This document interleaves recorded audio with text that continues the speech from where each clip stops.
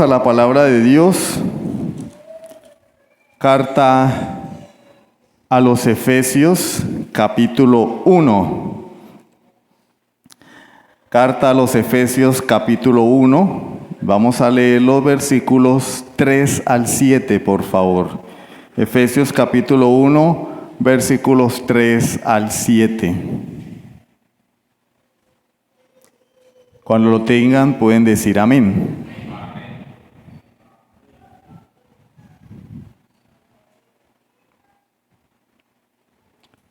¿Ya lo tienen?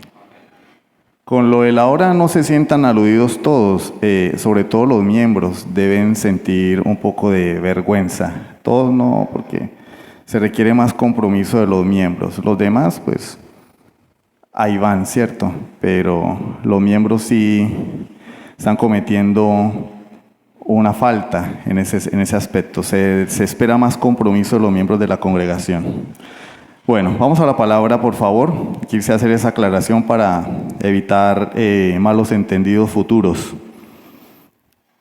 Bendito sea el Dios y Padre de nuestro Señor Jesucristo, que nos bendijo con toda bendición espiritual en los lugares celestiales en Cristo, según nos escogió en Él antes de la fundación del mundo, para que fuésemos santos y sin mancha delante de Él, en amor habiéndonos predestinado para ser adoptados hijos suyos por medio de Jesucristo, según el puro afecto de su voluntad, para alabanza de la gloria de su gracia, con la cual nos hizo aceptos en el amado, en quien tenemos redención por su sangre, el perdón de pecados, según la riqueza de su gracia. Amén. Vamos a orar. Amantísimo Dios, nuevamente venimos delante de ti hoy, Señor, suplicando tu asistencia. Tú eres el infinito, soberano, todopoderoso,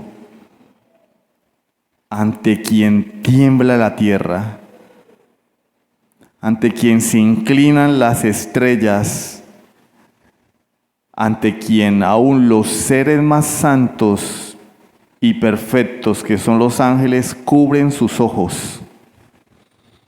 Porque es tan grande, Señor, tu magnificencia, tu perfección, tu hermosura, tu poder, que nada ni nadie puede estar delante de ti. Aún los demonios, enemigos tuyos, para quienes no hay redención ni esperanza de salvación, aún ellos tiemblan ante tu presencia. Y hoy, Señor, venimos delante de ti suplicando, Señor, en los méritos de Cristo, no en los nuestros, porque nada merecemos, en los méritos de Cristo, que tengas piedad de nosotros. Que por amor de Jesucristo hables a nuestros corazones, nos edifiques y nos santifiques, que quites toda maleza espiritual de nuestro corazón, nos ayudes a ver las cosas como realmente son, nuestra incapacidad. Quita todo orgullo, Dios. La cristiandad de hoy se caracteriza no por su santidad, sino por el orgullo. Ayúdanos, enséñanos a ser humildes, entendiendo que la salvación es tuya, entendiendo que tú eres el autor y consumador de la fe, entendiendo que somos salvos por gracia, elegidos, no en nuestros méritos, elegidos en Cristo. Gracias, Dios, por escucharnos. Oramos en el santo nombre de tu Hijo amado. Amén. ¿Qué vimos la semana pasada? Vamos a refrescarle la memoria a la iglesia. La semana pasada hablamos de ¿qué? De la elección. El título era Escogidos por Dios. Y vimos algunos tópicos relacionados con el versículo 4. Según nos escogió en Él antes de la fundación del mundo, para que fuésemos santos y sin mancha delante de Él. ¿Qué podemos ver allí? ¿Quién es el autor de la salvación? Dios el Padre. ¿Por qué? Porque el versículo 3 lo dice: bendito sea el Dios y Padre de nuestro Señor Jesucristo, según nos escogió en Él. ¿Sí? ¿Quién nos escoge? El Padre. Pero nos escoge en Cristo. El autor es Dios el Padre. ¿Cuál es la naturaleza de esta salvación? Soberana, libre y deliberada. Soberana porque veíamos la semana pasada, nos escogió, está en voz media. Es un tipo verbal, hay tres: voz pasiva, donde yo recibo la acción; voz activa, donde yo soy el que ejecuta la acción sobre otra persona o cosa; y voz media, donde yo hago la acción sobre mí mismo. Y acá la Biblia nos dice que nos escogió, y parece no tener ningún problema, pero la realidad es que debería traducirse: Dios escogió para sí. Escogió para Él mismo, lo cual es excluyente completamente. Quedamos completamente excluidos de la obra de elección. No tengo yo nada que ver allí. Él se escogió para Él. Y usábamos el ejemplo de una mujer en una boutique, en un almacén. La gente va a comprar al surtidor, a Surtitodo. No me pagan por hacer publicidad, pero dice, uno les da dinero y dice que compro, y dice: me compré. No compré para otro, la compré para mí. Me compré para mí mismo. Me escogí esto, me escogí lo otro. Para ellas, no para los demás. Eso es lo que hizo Dios. Una elección libre, soberana y deliberada. ¿Qué más pudimos ver? El fundamento de la elección. ¿Cuál es el fundamento de la elección? En Cristo. Con base en el pacto que Dios hizo con Cristo en la eternidad. Pacto intratrinitario de redención, se le dice en teología, o consejo eterno de redención. Con base en ese pacto es que Dios elige a los que han de ser salvos. Por causa de ese pacto, no porque vea o prevea, porque ese es el término de la iglesia moderna, Dios previó. No, Dios no previó nada. Lo hizo por el pacto. Por ello lo determinó en su propósito eterno. Igual, nada tenemos que ver allí. Nada tenemos que ver allí. Y el tiempo de la elección. ¿Cuándo fue llevada a cabo la elección?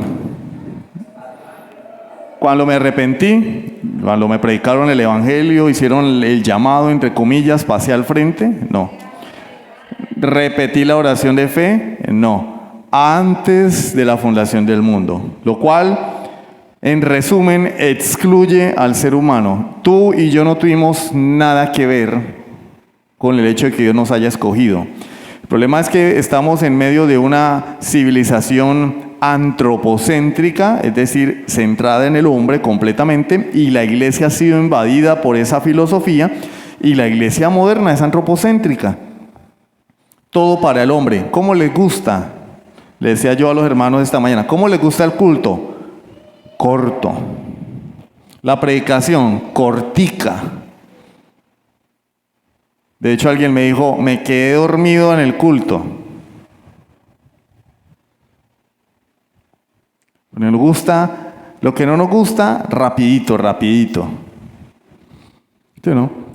Música que nos mueva, que nos ponga activos. Todo centrado en el hombre. Hermano, no se preocupe por el almuerzo. Aquí vamos a vender almuerzos para que usted esté tranquilo. No, pues es que el centro del día del Señor no debe ser el almuerzo, es glorificarlo a Él.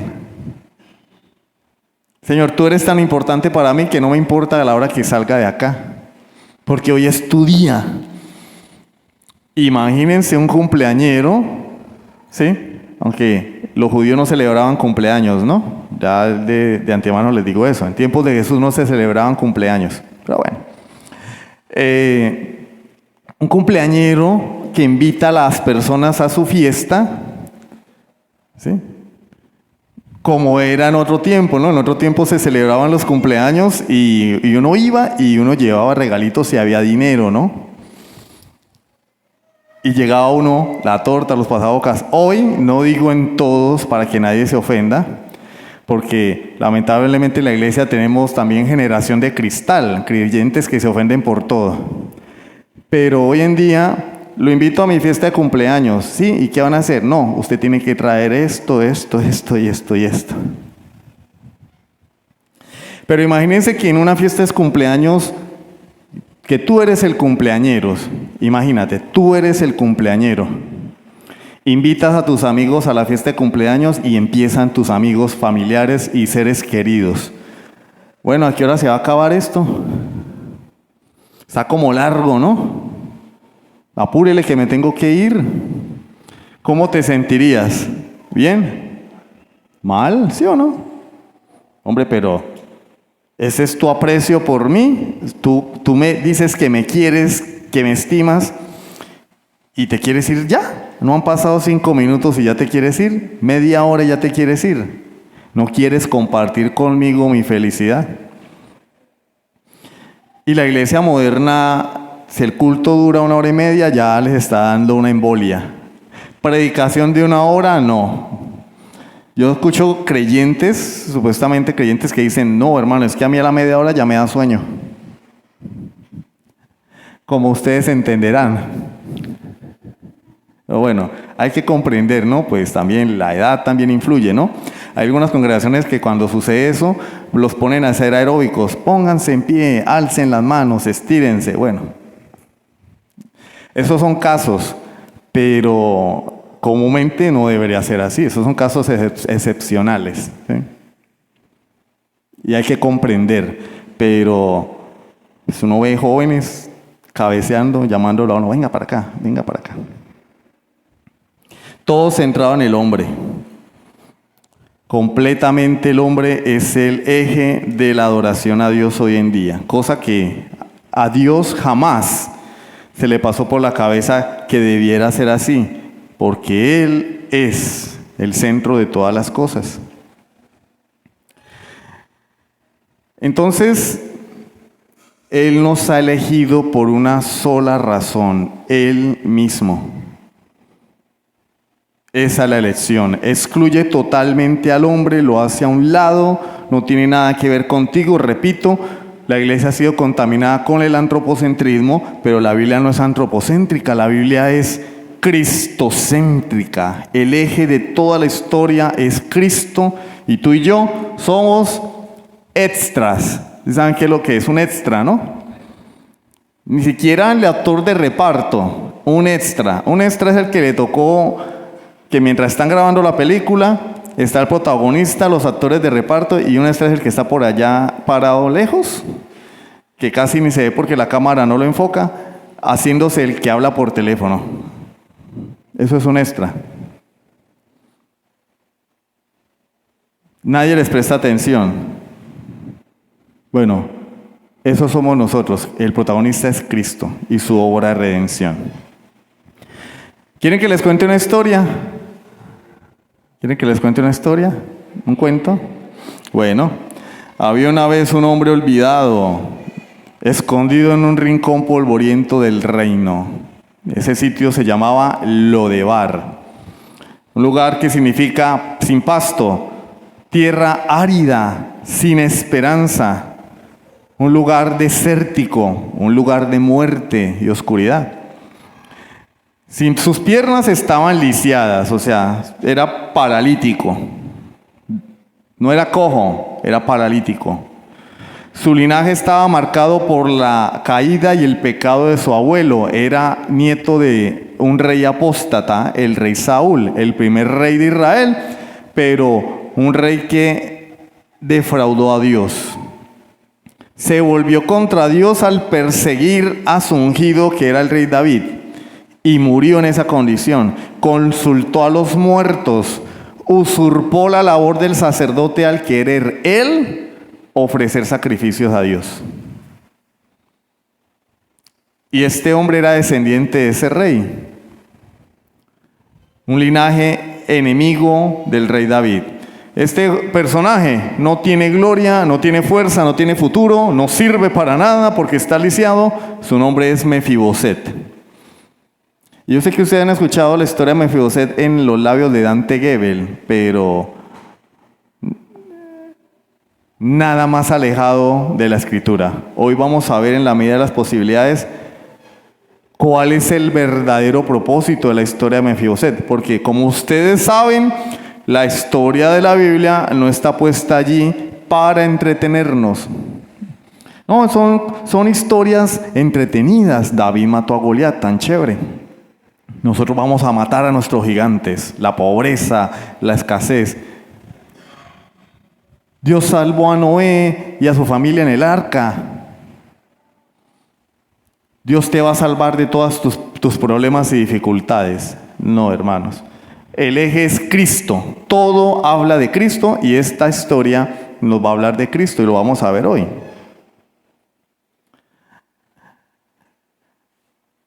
Mefiboset un día fue llamado por el rey David. Llegó un mensajero del rey y lo llama a presentarse ante David. Y Mefiboset no está contento, está preocupado, tiembla, porque al ser descendiente, enemigo del rey, lo más seguro es que lo iban a matar. Ese era el futuro de Mefiboset, la muerte, enemigo del rey, o por lo menos la humillación, porque era un hombre lisiado. Se pregunta, ¿seré ejecutado por ser descendiente de Saúl? ¿Seré humillado por mi condición de discapacidad? Pero cuando se presenta ante David, David lo mira con ternura y le dice, no temas, no temas, porque ciertamente te mostraré misericordia, no por amor a ti, por amor a Jonatán, tu padre, por amor a Jonatán. Y comerás a mi mesa. ¿Por qué fue buscado Mefiboset? ¿Por su mérito? Era un lisiado, un inútil. En la cultura judía, un lisiado no valía nada. Hoy en día los discapacitados tienen capacidades, aptitudes con P, porque aptitud es diferente de actitud. Aptitud habla de las capacidades. Aptitudes, talentos que se pueden utilizar y por eso se les dan oportunidades para laborar. Pero en aquella época no era así. Un lisiado era un inútil, era basura. David no lo llama por su mérito, lo llama por el pacto que había hecho con su padre Jonatán. No fue levantado por su talento, cualidades, por su fuerza, sino por gracia. Fue restaurado, adoptado, porque él dijo, va a sentarse como uno de mis hijos a mi mesa.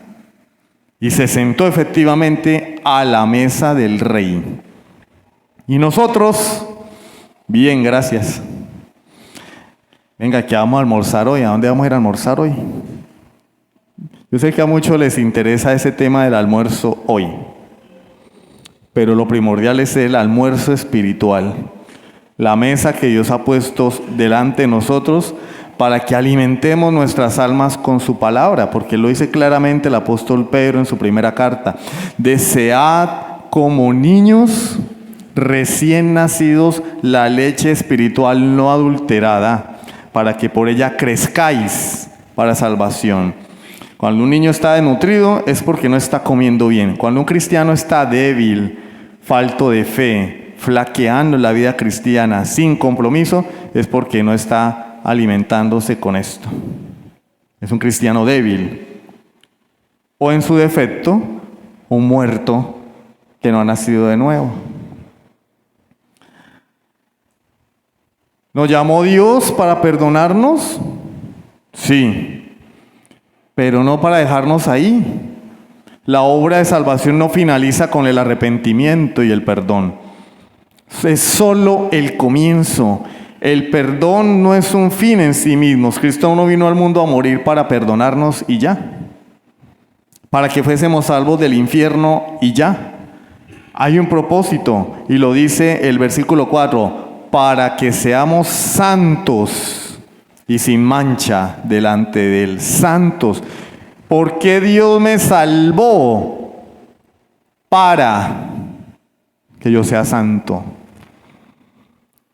Y cuando decimos que Dios todo lo hace para su gloria, estamos hablando de eso, porque Dios no puede relacionarse con nada que no sea como Él.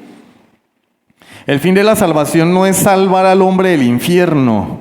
El fin de la salvación es que Dios quiere dar a conocer su gloria, quiere glorificarse, y para ello es necesario que tú y yo seamos como Él. Por eso nos salva y nos transforma, y cuando Cristo venga, la salvación será llevada a cabo de manera completa. Y tú y yo revelaremos a Cristo en nuestras vidas como Él es. Entre tanto, estamos siendo perfeccionados cada día y vamos mostrando a Cristo, no de manera perfecta, pero ahí tiene que estar. Eso es glorificar a Dios, eso es ser santo. Sed santos, porque yo soy santo, dice el Señor en su palabra. Vamos a ver hoy entonces, la elección no se basa en nuestros méritos. Tú no te ganaste el ser salvo, tú no te ganaste el ser elegido por Dios. La elección se basa en la misericordia divina, y esa elección tiene un propósito: la santidad. Amén. Entonces yo creo que por cuestión de tiempo solamente vamos a poder ver el primer punto, al igual que en la mañana, y continuaremos la semana que viene. Veremos la semana que viene el propósito de la elección en sí. Hoy hablaremos de los deméritos de la elección, o la elección no se basa en nuestros méritos. No les he dicho el título de la predicación, ¿cierto? El propósito de la elección, santos y sin mancha. El propósito de la elección, santos y sin mancha. El primer punto y el único por hoy: la elección no se basa en méritos. Pablo dice en Efesios 1:4, según nos escogió en él antes de la fundación del mundo, atención, porque somos santos y sin mancha. ¿Así dice? ¿No trajeron la Biblia hoy?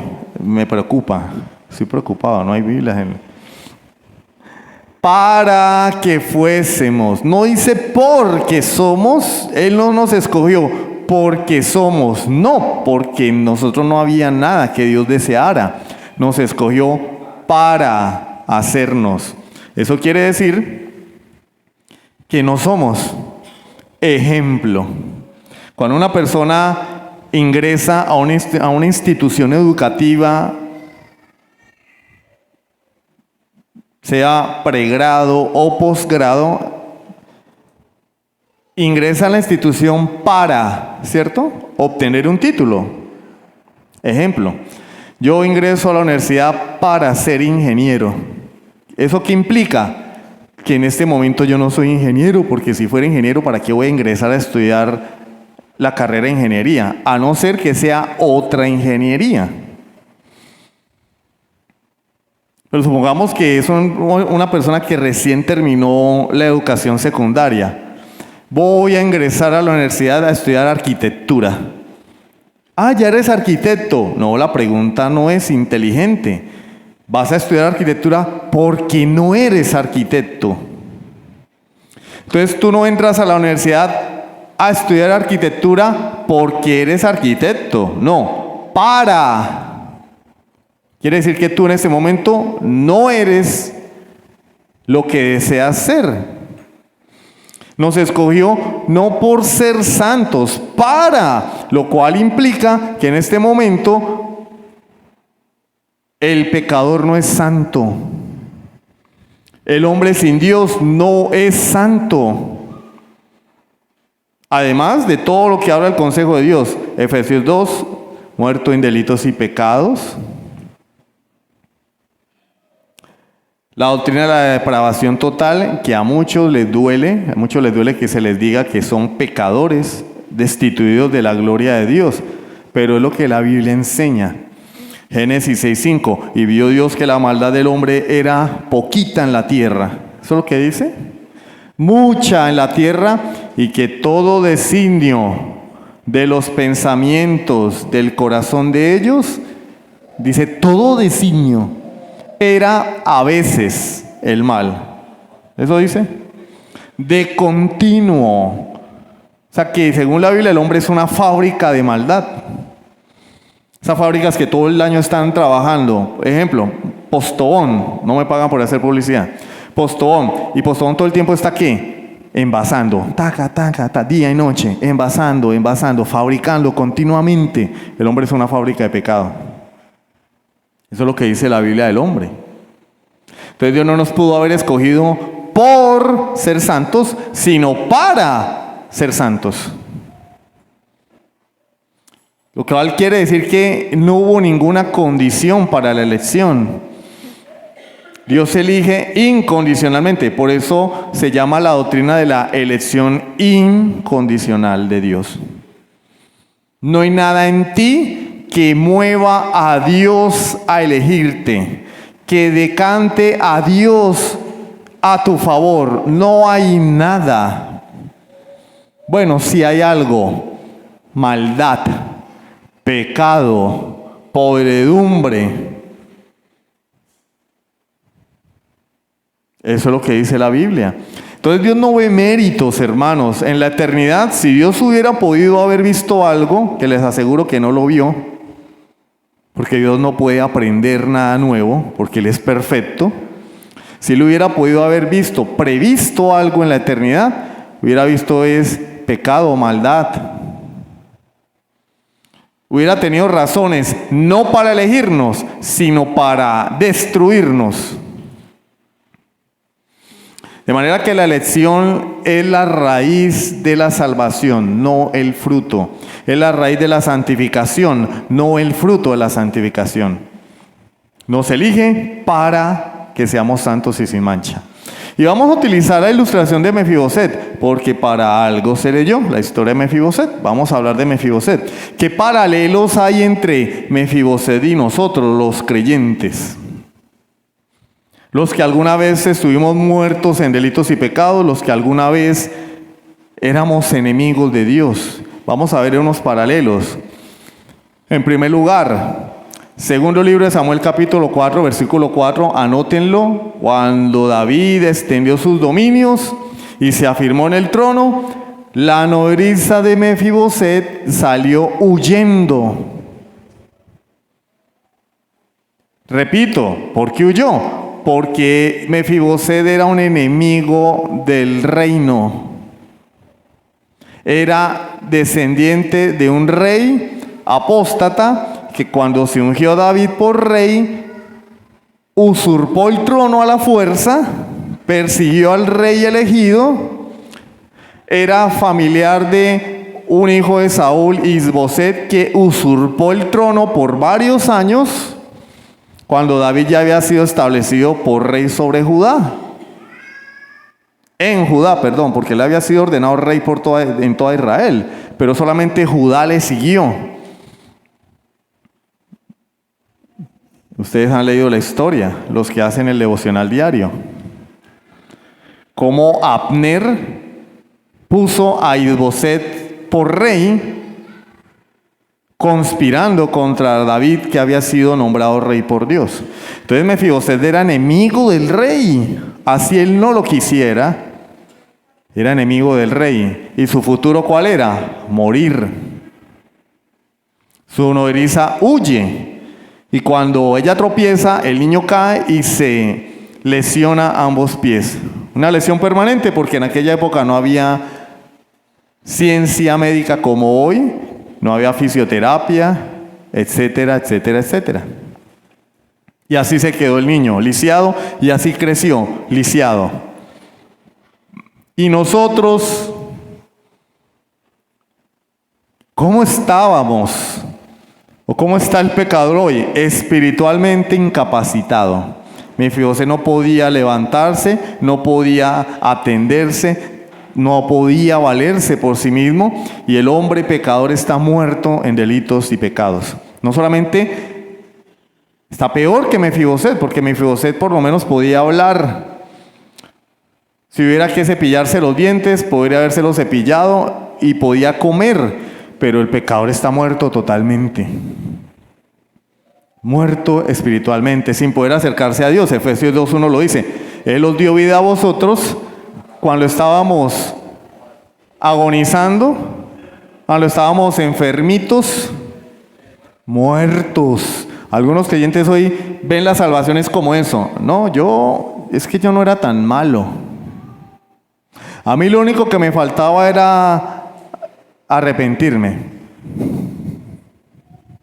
Eso es contradictorio, eso es como, ¿sabías, Lucas, que la gente dice que tú y yo estamos locos? Porque un creyente que diga, a mí lo único que me faltaba era arrepentirme, se faltaba todo. No, como digo yo, no, siempre me gustaron las cosas de Dios. Siempre me gusta. ¿Y eso qué es? Estábamos muertos. Él os dio vida a vosotros cuando estabais muertos en vuestros delitos y pecados. 2. ¿Qué más ocurrió con Mefiboset? ¿Dónde vivía Mefiboset? En un pueblo, en una localidad llamada Lo-debar, que significa literalmente sin pasto, lugar de olvido, lugar de desolación. Esa era la habitación de Mefiboset. Era una ciudad o localidad a donde la gente iba a esconderse. Allá no iban los reyes, la gente de alcurnia, allá iban la gente olvidada, desechada. Los parias de la sociedad iban allá a refugiarse en Lo-debar, lugar de olvido, de muerte, desolación, tinieblas, oscuridad. Y nosotros, algunos creyentes creen que es que Dios los sacó de Alicia en el País de las Maravillas, porque están llenos de orgullo, de legalismo, de prepotencia, de soberbia. Vienen a Cristo pensando que Dios tiene que agradecerles que vengan. La gente dice, el pastor Boris sí es duro. Pues es que es la verdad. Tenemos nuestro cerebro y corazón tan plagado de antropocentrismo que cualquier cosa que la palabra afirme ya nos ofende y nos duele. El pastor, ¿cómo se le ocurrió decir eso? Pues que está en la Biblia. ¿Qué hago? Arranco las hojas de la Escritura porque la gente se ofende porque se predica el Evangelio. No, hermanos. Tú eras un muerto espiritual. Los muertos huelen a feo. Los muertos no saben nada, no sirven para nada. Los muertos no tienen voluntad. Los muertos están ¿dónde? En el cementerio. Y el cementerio no huele rico. ¿Ustedes han ido al cementerio alguna vez? A enterrar a un familiar o a acompañar a alguien. Eso huele horrible. Huele feo. Sobre todo el de acá, ¿no? De acá huele así. Yo he ido también al de Jardines de la Esperanza y no huele así. Bueno, porque es un jardín, ¿no? Ya, eso huele. Bueno, así era Lo-debar, un lugar de muerte y desolación. Que dice Isaías 59:2, pero vuestras iniquidades han hecho división entre vosotros y vuestro Dios. Mi pecado no arrepentido, mi pecado impenitente hace división entre Dios y yo. Hablo del hombre pecador, del no arrepentido. El hombre que no se arrepiente está separado de Dios, lo dice la Biblia claramente, Romanos 3:23. ¿Qué dice Romanos 3:23? Solo el hermano Javier y Esther se lo saben. Porque vienen de la iglesia bautista y así enseñan a la gente a aprenderse la Biblia. Por cuanto todos pecaron y están destituidos de la gloria de Dios, fuera de la presencia de Dios, lejos de Dios.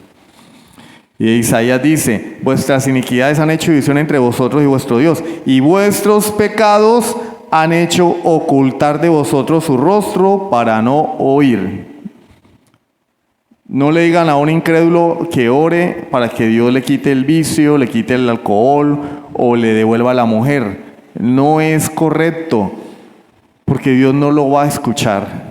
Lo dice el texto, Dios ha escondido su rostro del pecador para no escucharlo. Dejemos el buenismo. No, usted lo que tiene que hacer es orar, pero no es creyente. Hermano, ore por mi hijo que está sumido en las drogas para que Dios le quite el vicio. No, yo lo que tengo que hacer es para que se arrepienta de sus pecados. En lugar de mandar a la gente a orar, debo es predicarle el evangelio para que se arrepienta. Y después de que se arrepienta, hermano, va a dejar el alcohol, va a dejar las drogas, va a dejar el adulterio, la fornicación, porque ahora va a ser una nueva criatura. Pero Dios no oye a los pecadores, hermanos. En tercer lugar, Mefiboset era descendiente de Saúl, el enemigo del rey. Persiguió a David para asesinarlo. Y nosotros, ¿qué éramos nosotros? Romanos 5:1, justificados pues por la fe tenemos paz. Éramos enemigos de Dios. Justificados pues por la fe tenemos paz para con Dios por medio de nuestro Señor Jesucristo. Si en Cristo tenemos paz con Dios y reconciliación, quiere decir que antes de Cristo, ¿qué éramos? Enemigos de Dios. Y lo dice el versículo 5, Romanos 5:10. Porque si siendo enemigos de Dios fuimos reconciliados, éramos enemigos, hermanos. A nosotros nos vendieron la moto de que al contrario Dios nos deseaba, que Dios nos anhelaba y nos necesitaba porque éramos lo más lindo, porque teníamos un potencial que Dios necesitaba. No, hermanos, enemigos de Dios éramos. Todo lo contrario a lo que se enseña hoy. Enemigos por naturaleza. Lo dice Pablo aquí mismo en la carta a los Efesios. Erais por naturaleza hijos de ira, que es todo ser viviente, toda persona que es concebida, para que después nadie se ofenda porque yo digo que los niños vienen muertos espiritualmente al mundo. ¿Qué dice la Biblia de todo ser humano que es concebido? Hijo de ira. Yo no le tengo rabia a los niños, yo quiero a los niños, pero si en algo yo estoy claro por lo que enseña la palabra de Dios, es que los niños necesitan arrepentirse de sus pecados, que a los niños hay que predicarles el evangelio, pero los papás se enojan conmigo porque lo digo. Eso es ser un papá irresponsable, porque se afanan por darle cosas a sus hijos, por construirles un futuro, pero con su diploma y sus títulos y sus logros van a ir al infierno, porque son hijos de ira. En maldad he sido formado y en pecado me concibió mi madre, dice la Escritura. Entonces, ¿qué dice la Biblia de los niños? De aún en el vientre de mamá, muerto espiritual, enemigo de Dios. Muerto espiritual. Los niños necesitan arrepentirse. Y el deber de los papás es predicarles, no consentirlos y darles todo lo que les pidan. Se creen buenos papás. Bueno, en el día del juicio nos daremos cuenta quiénes han sido buenos papás. Cuando vean a sus hijos ser lanzados al infierno por culpa suya. No, es que yo no, yo lo dejé. No, yo dejé que él decidiera. Bueno, la Biblia dice otra cosa, ¿no? Padres, no exasperéis a ir a vuestros hijos, sino criadlos en disciplina y amonestación del Señor. Disciplina. El pastor Boris es muy duro. No, les estoy citando la Biblia. Yo no me lo inventé. Les estoy citando la Biblia. Es la Escritura la que lo manda. ¿Tienen algún problema? Enfréntense a Dios, porque yo no la escribí. Críenlos en disciplina y amonestación. ¿Saben qué significa la palabra amonestación? Regaño, reprensión. Reprendan a sus hijos con la palabra de Dios, como lo haría Dios. Enséñenles la disciplina. Eso es lo que enseña la Escritura. ¿Por qué? Porque necesitan a Cristo. Pero también todo adulto que no tiene a Cristo está muerto espiritualmente. Entonces, ¿qué debemos hacer? Predicar el Evangelio indiscriminadamente al niño, al adulto, al anciano, a toda persona. No, él es niño, él es bueno, se va para el cielo. ¿Quién dijo eso? Él es un anciano, los ancianos son buenos, él se va a ir para el cielo. ¿Quién dijo que los ancianos son buenos? Él es discapacitado, los discapacitados son buenos, se va para el cielo. No, sin Cristo, condenación eterna. En Cristo, salvación y vida eterna. Todo hombre no arrepentido es enemigo de Dios. Aún tus bebés. Te lo voy a decir de todas las maneras habidas y por haber para que lo entiendan. Aún el niño que tú tienes en tus brazos es enemigo de Dios y espiritualmente está muerto con esa cara angelical. Es un muerto espiritual. Tu deber no es consentirlo, tu deber es predicarle el Evangelio. Enseñarle el camino del Señor, instruirlo en los mandamientos de Dios como lo afirma Deuteronomio capítulo 6. Al acostarse, al levantarse, en el camino, en todo tiempo. Los papás le dan un teléfono al niño, tenga, ya. Que el teléfono lo eduque. Una aplicación, cancioncitas cristianas, tome hijo. ¿Y su hijo? No, mi hijo es lo más de lindo. Se escucha las canciones cristianas. Mire, si fuera reggaetón lo escucharían, hermano. Si fuera reggaetón lo escucharían. Si fuera Bad Bunny, póngale Bad Bunny, lo van a escuchar. Porque el ritmo le llama la atención. El ritmo. Póngale cualquier cosa con ritmo y la ven y la oyen. Le gustan los coros cristianos. Bueno, menos mal que la Biblia no dice que vamos a ir al cielo por oír coros cristianos, porque si no, pues aquí vino Cristo, ¿cierto? Enemigos de Dios. Cuarto, David, ¿por qué busca a Mefiboset? ¿Por qué razón? Era un lisiado, enemigo del rey, inútil socialmente, un paria de la sociedad. No tenía nada que ofrecer porque de hecho sus propiedades le habían sido quitadas. Precisamente David lo llama para devolverle las propiedades de sus ancestros. No tenía nada que ofrecer. ¿Por qué David lo llamó? La respuesta la tenemos en el versículo 1. Dijo David, ¿ha quedado alguno de la casa de Saúl? Miren que no dijo, tráiganme a alguien por ahí. No. ¿Ha quedado alguno de mis enemigos? De mis enemigos. ¿Sí o no? De la casa de Saúl. ¿Ha quedado alguno de mis enemigos? A quien haga yo misericordia porque son lo más lindo. No. Por amor de Jonatán. ¿Por qué David hizo misericordia a Mefiboset? ¿Porque había algo en Mefiboset? ¿Porque le debía algo a Mefiboset? No, por amor a otro. Ese otro era Jonatán, con quien David había hecho un pacto. Había hecho David un pacto de hacerle bien a él y a su descendencia.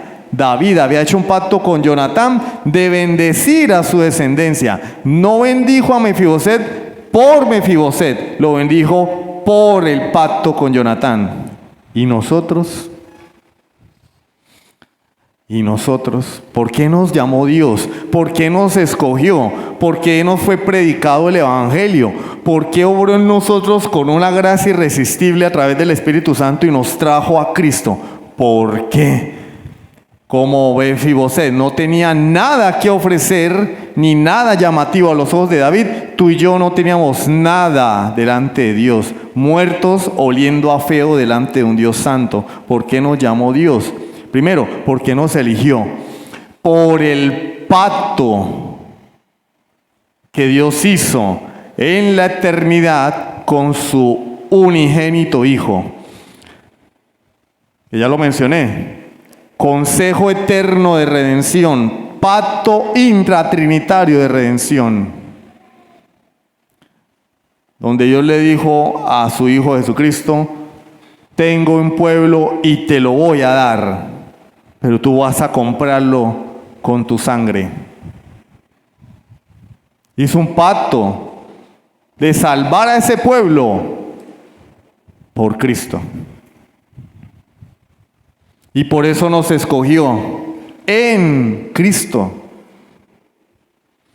¿Qué dice Efesios capítulo 1, versículos 4 al 5? Según nos escogió en Él antes de la fundación del mundo, nos escogió en Cristo para hacernos santos y sin mancha delante de Él, en amor, habiéndonos predestinado para ser adoptados hijos suyos por medio de Jesucristo, según el puro afecto de su voluntad. ¿Y cuál es el eje central ahí? Cristo.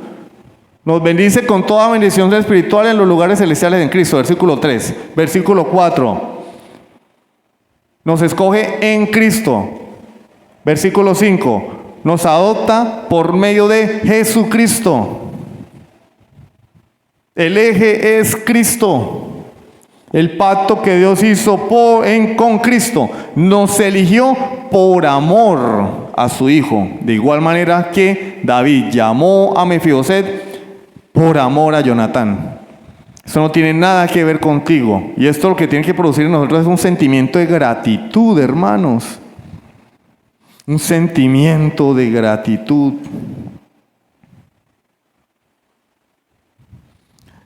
Pero vivimos en una comunidad cristiana moderna donde lo que hay es todo menos gratitud a Dios. No hay gratitud a Dios, hermano. Lo que hay son excusas, pretexto, orgullo, soberbia, generación de cristal donde el pastor no puede decir nada porque todo ofende. ¿Y dónde está la gratitud a Dios? ¿Sabes por qué te ofendes? Porque eres orgulloso. Eres orgulloso.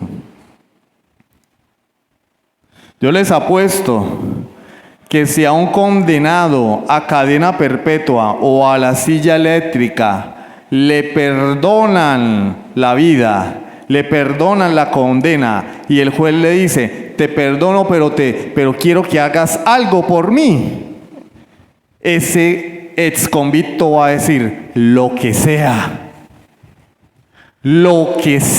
¿sí o no? Porque entiende el valor de lo que acaba de recibir. Hoy los creyentes: no tengo tiempo, no puedo, fue que, pastor, usted me ofendió. Le apuesto que si el juez le dice al exconvicto: te pido un favor, párate de cabeza y camina con las manos media cuadra, el exconvicto no va a decir: usted no sabe quién soy, ¿usted qué se cree? Señor expresidiario, te pido un favor.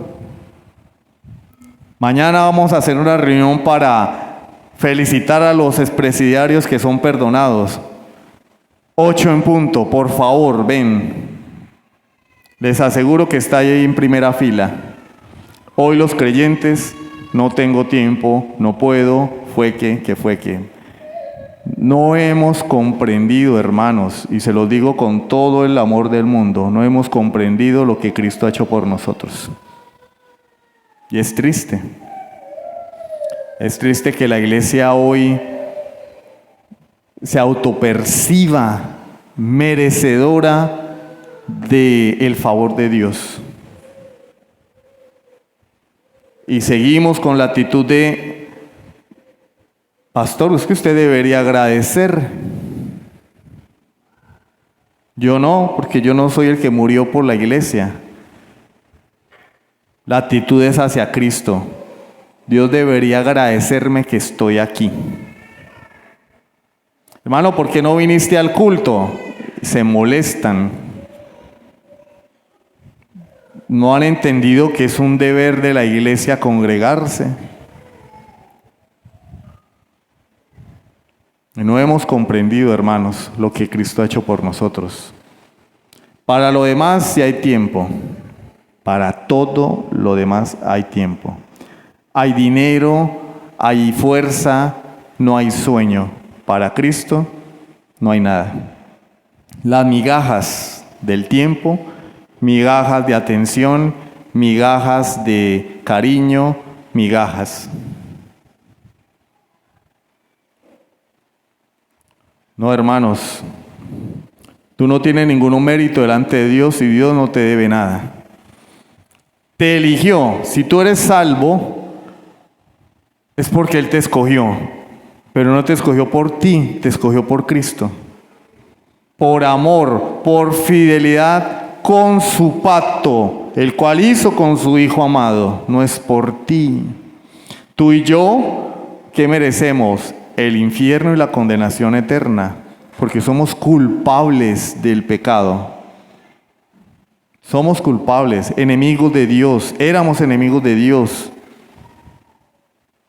Aún así, Él nos buscó por amor a su Hijo Jesucristo. ¿Qué más vemos en Mefiboset? Mefiboset, su nodriza, huyó por temor a la muerte, al juicio de David. Pero cuando Mefiboset es llamado a comparecer ante el rey, Mefiboset está temeroso. Y David le dice, no tengas temor. No tengas temor. Mefiboset, no te voy a hacer nada malo. No tengas temor. Y nosotros, ¿qué sucedió en el huerto del Edén cuando Adán y Eva pecaron? Dios se paseaba por el huerto y cuando oyeron la voz de Dios, salieron. Señor, aquí estamos, queremos tener comunión contigo. No, se escondieron. Se escondieron y buscaron autojusticia. Taparon su desnudez por sus propios medios, con unas hojas. Eso es el hombre sin Dios. Por eso es que hay personas que dicen ser creyentes, que no les gusta compartir con el pueblo de Dios. ¿Tú quieres ver un incrédulo camuflado? Les voy a dar herramientas para que ustedes mismos determinen quién es un verdadero cristiano. No son infalibles, pero nos ayudan. ¿Quieres ver un incrédulo camuflado? No le gusta tener comunión con el pueblo de Dios. No comparte con el pueblo de Dios. No le gusta tener amistades que hablan la palabra de Dios. Constantemente habla cosas triviales, porque eso es lo que hay en su corazón. De la abundancia del corazón habla la boca. Una persona que dice ser creyente y nunca habla de Dios. Le aburren las conversaciones de Dios, le aburre todo lo que tenga que ver con Dios. Nunca oye una predicación en casa ni por accidente. Pero se ampara en que escucha música cristiana. Bueno, la música es el lenguaje universal. Escuchar música cristiana no quiere decir que sea creyente. Vuelvo y les digo, los ritmos agradan el oído, pero no quiere decir que allí esté el Espíritu Santo. Porque al incrédulo camuflado no le gusta eso, porque ver a sus hermanos, oír la palabra de Dios, le recuerda su condición. Y ellos quieren seguir engañándose. Yo soy cristiano. Pero cuando están con los hermanos de la fe y ven su amor, ven su calidez, oyen la palabra de Dios hablándola entre ellos, dicen, se incomodan porque no es su ambiente. Prefieren sus amigos inconversos, porque eso es lo que son, incrédulos. La naturaleza nos lo enseña. Las ovejas están ¿con qué? ¿Con quién andan las ovejas? Con ovejas. ¿Y los lobos? Con lobos. Los cabritos, con cabritos. Y por eso este tipo de personas huyen de las reuniones. Hermano, ¿por qué no viniste a la reunión? ¿Usted quiere que me vaya a vivir a la iglesia? No, pero pues me preocupa tu alma, estoy preguntándote, ¿por qué no viniste? Tal vez estabas enfermo. ¿Quieren que no estés metido allá toda la vida? Pues ¿cuál toda la vida? 2 reuniones que hay en la semana. 2 reuniones nomás.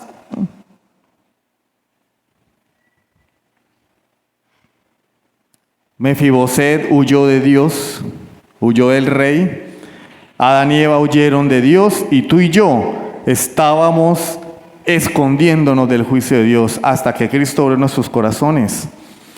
Y cuando Cristo obra por su Espíritu en el corazón del pecador, entonces ya no queremos estar lejos de Dios. Es que en la iglesia todos son unos hipócritas. Y dice Sujel Michelén, no importa, ven, hay lugar para uno más. Porque es muy fácil levantar el dedo y decir que en la iglesia todos son hipócritas. Pero como dice mi esposa, es que el ojo no ve para adentro. El ojo no ve para adentro, todos son unos hipócritas. Y tú eres perfecto. Bueno, entonces no deberías estar acá, deberías haberte convertido y hubieras sido arrebatado hasta el tercer cielo como Elías, como Enoc, pero estás acá. Entonces necesitas de la iglesia también. El verdadero creyente cumple u obedece lo que dice el autor de los Hebreos capítulo 4 versículo 16.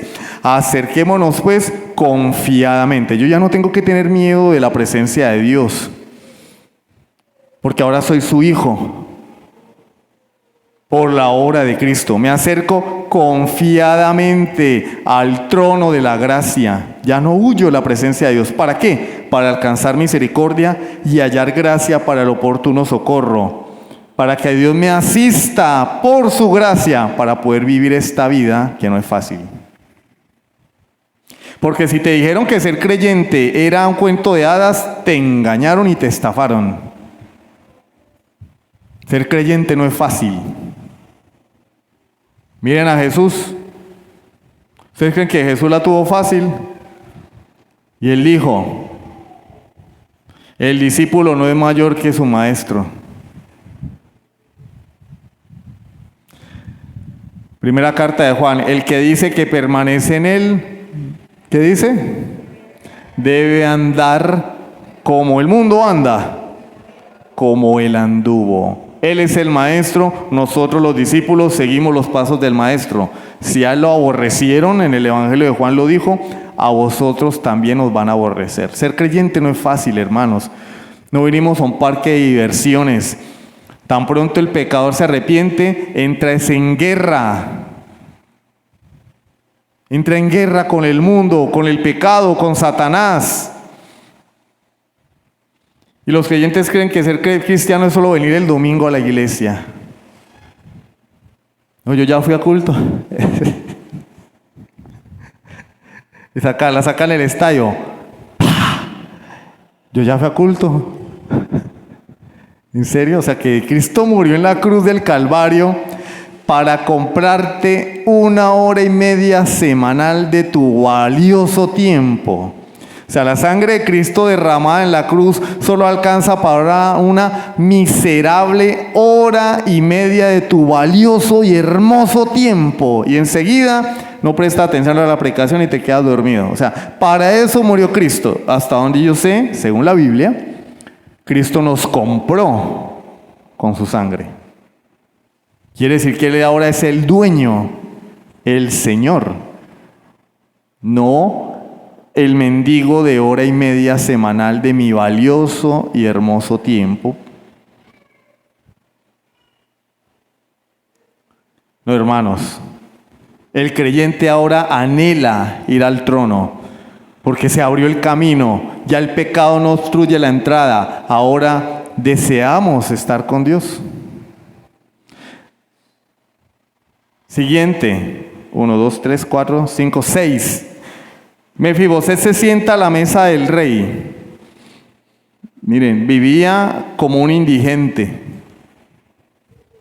Y coloquialmente hablando, se sacó la lotería, hermano, porque ahora se va a sentar con el hombre más poderoso de la tierra, que era el rey David.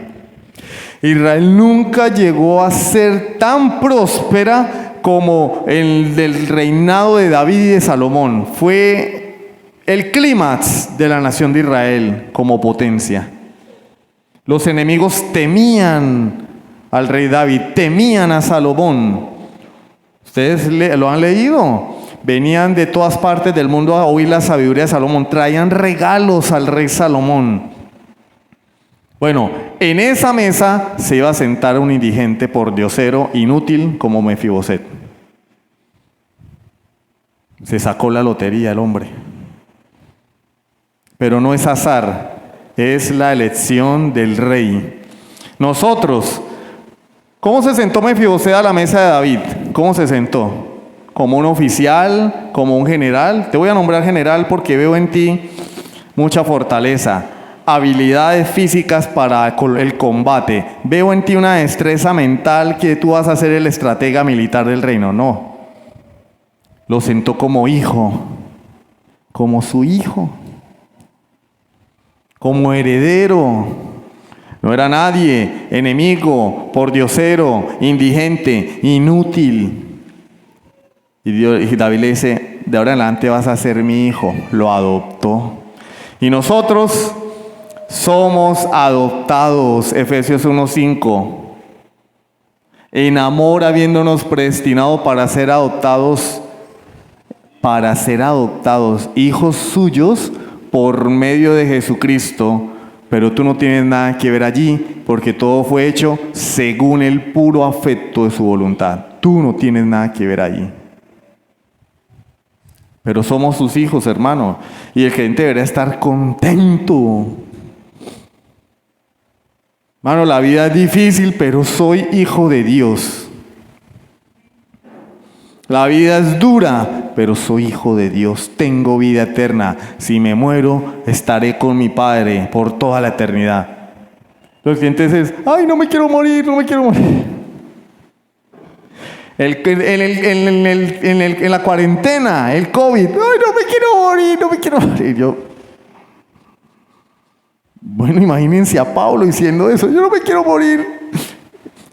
Creyentes de Éfeso, estoy en Roma preso, pídale a Dios que no me maten. Ustedes leen a Pablo en Efesios, en Filipenses llorando porque está preso. Para mí el vivir es Cristo y el morir es ganancia. Si me muero, mejor.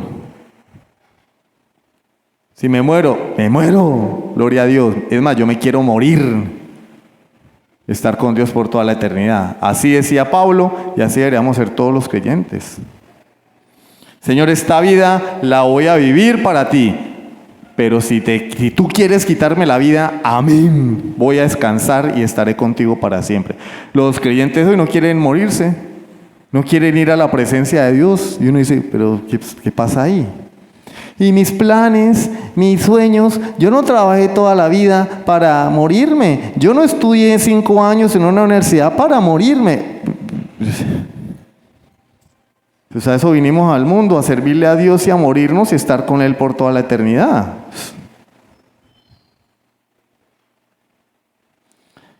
Dios nos ha llamado a su mesa, nos ha adoptado como sus hijos. Esto es una bendición superlativa, hermanos. Hijo de Dios. Eso es lo que te define. Lo que a ti te define no es tu título. ¿Y tú qué? Bueno, mire, le presento a un amigo y uno dice, él es ingeniero.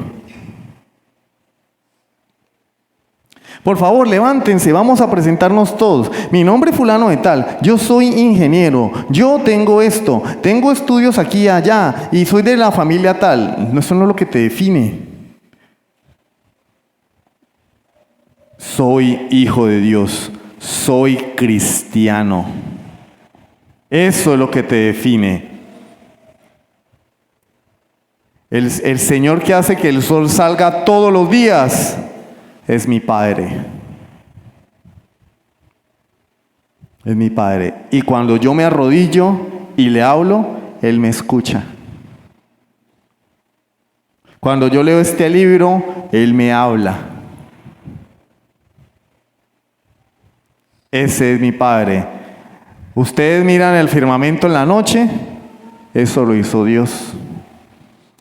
Ven las nubes en el día, el sol, el cielo azul, los aviones cruzando el cielo, eso lo hizo mi Padre. Y mi vida está en sus manos y Él prometió estar conmigo todos los días hasta el fin del mundo y prometió nunca retractarse de hacerme el bien. Y es más, me tiene aquí por un ratico porque prometió volver por mí. No, los creyentes no hablan de eso, los creyentes hablan del último grito de la moda. ¿Sí o no? Estamos desfasados como cristianos. Como si nos hubieran agarrado así, nos hubieran dado 100 vueltas y nos soltaron. Y uno queda... Pero la palabra de Dios nos va a guiar y nos va a corregir. ¿Qué más vemos de Mefiboset? Dos cosas. Recibió restauración y honra sin mérito. El creyente recibe ¿qué? Sin mérito alguno, justificación, santificación. Sin mérito alguno. Tito 3:5, nos salvó, no por obras de justicia que nosotros hubiéramos hecho, sino por su misericordia. ¿Te salvó por qué? Misericordia. Por el lavamiento de la regeneración y por la renovación en el Espíritu Santo. No te salvó por obras que tú hayas hecho. Tus manos están vacías delante de Dios. Y último, Mefiboset vivió bajo la gracia del pacto. Vivió en el palacio del rey, aunque todas sus propiedades le fueron devueltas. David dijo, él va a comer a mi mesa todos los días, va a ser como mi hijo, va a ser tratado como mi hijo, va a tener herencia. Cuando yo me muera, él va a recibir herencia. Va a ser como un familiar de la realeza, pero no por amor a él, por amor a Jonatán. Nosotros hoy recibimos la gracia de Dios, bendiciones espirituales, no por nosotros, por amor a Cristo, por el pacto que Dios hizo con su Hijo amado, hermanos. No hay lugar para la soberbia y el orgullo, no hay lugar para menospreciar al hermano, no hay lugar para sacar pecho, porque como dice allí mismo en los Efesios, no es por obras, para que nadie se gloríe. Es por pura gracia. Pero aparecen los genios de la NASA. Bueno, es por gracia. Entonces yo, pues, puedo darme mis gusticos y mis licencias. No, porque Mefiboset vivía en el palacio del rey, comía a la mesa del rey. ¿Y eso qué implica? Ahora tenía que vestirse y comportarse como alguien de la realeza. La Biblia no lo dice de manera explícita, pero si él se sentó a la mesa del rey, no él podía ir con sus vestiduras inmundas. No podía sentarse en el mugre como lo acostumbraba a hacer. Ahora se iba a sentar a la mesa del rey e iba a recibir vestiduras reales.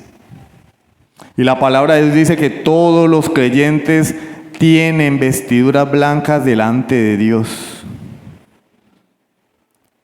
Entonces la gracia no es para que vivamos como nos venga en gana. La gracia es para que ahora nos comportemos, como dice la Biblia, como es digno del Evangelio.